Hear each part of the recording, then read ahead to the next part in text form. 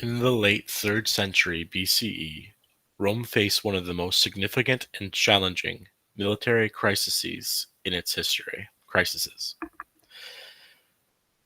This threat, posed by Hannibal Barca of Carthage, his campaign was not only a test of Rome's military strength, but also of its resilience, adaptability, and strategic thinking. In this presentation, we'll examine the Second Punic War, exploring how it shaped the Roman Republic's future and ultimately determined the course of Mediterranean history. Hannibal's animosity towards Rome was deeply personal and rooted in a childhood vow. At just 9 years old, he swore to his father, Hamilcar, that he would never make peace with Rome and would one day seek vengeance for Carthage's earlier defeat. Hannibal was far more than a skilled military warrior. He was a brilliant strategist. He commanded unwavering loyalty of his soldiers through personal charisma, leadership, and generosity. His men respected him not only for his tactical brilliance, but also his sense of fairness and dedication to their well-being. His leadership went beyond military theory. It was bound it was a bond that united his troops in a way few other generals could achieve.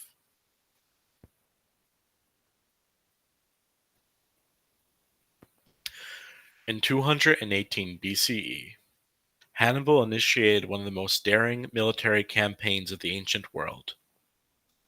He crossed the treacherous Alps during the winter months, suffering heavy losses but ultimately achieving a strategic surprise that gave him the upper hand over the Romans.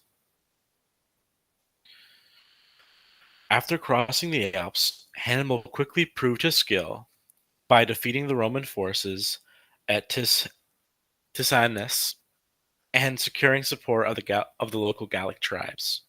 His early victories at Trebia and Lake Trasimene further solidified his reputation. At Cannae, Hannibal orchestrated one of the most devastating defeats in Roman history, where he encircled and destroyed a much larger Roman force. This sequence of victories left Rome stunned in a state of crisis, grappling with the magnitude of the threat they did not yet realize. In response to Hannibal's successes, Rome had to adapt its military strategy. The Republic shifted towards a strategy of attrition, avoiding large-scale battles and focusing instead on wearing down Hannibal's forces over time. Rome's goal was to exhaust Hannibal's resources and undermine his ability to continue his campaign. This shift in strategy was championed by Quintinius Fabius Maximus,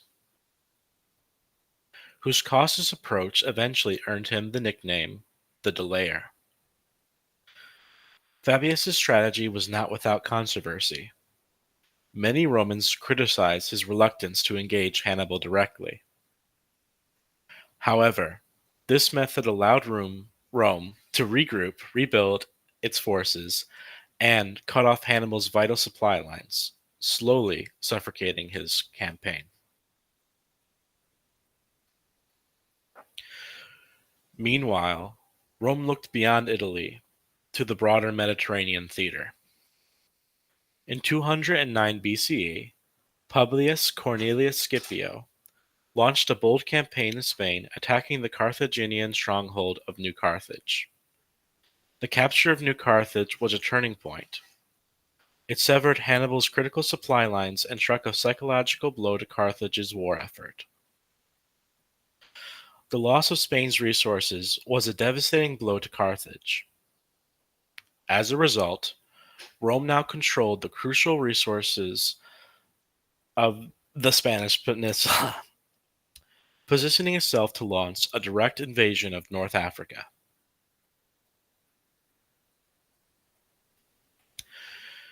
In 204 BCE, Scipio invaded North Africa, forcing Hannibal to return home to defend Carthage.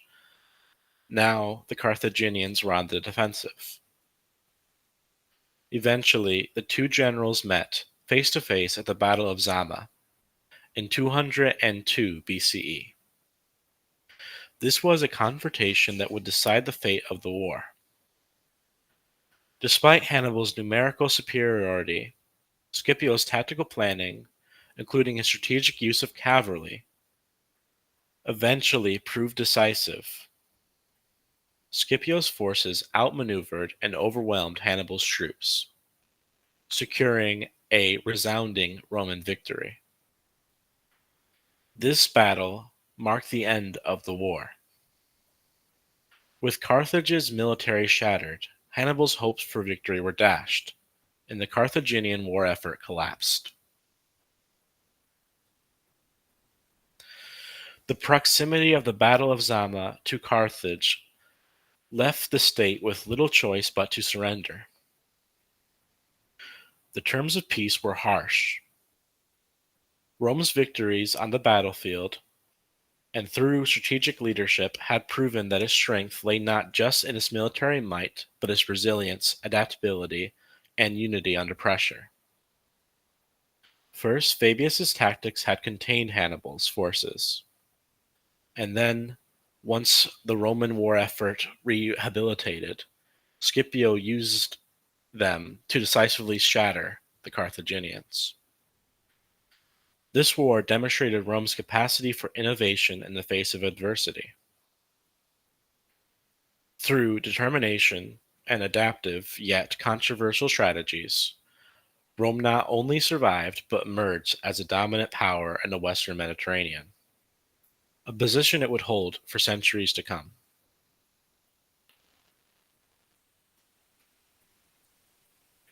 Here are the sources that inform this presentation. They include both ancient texts and modern scholarship. These citations help to support the accuracy and credibility of the research throughout.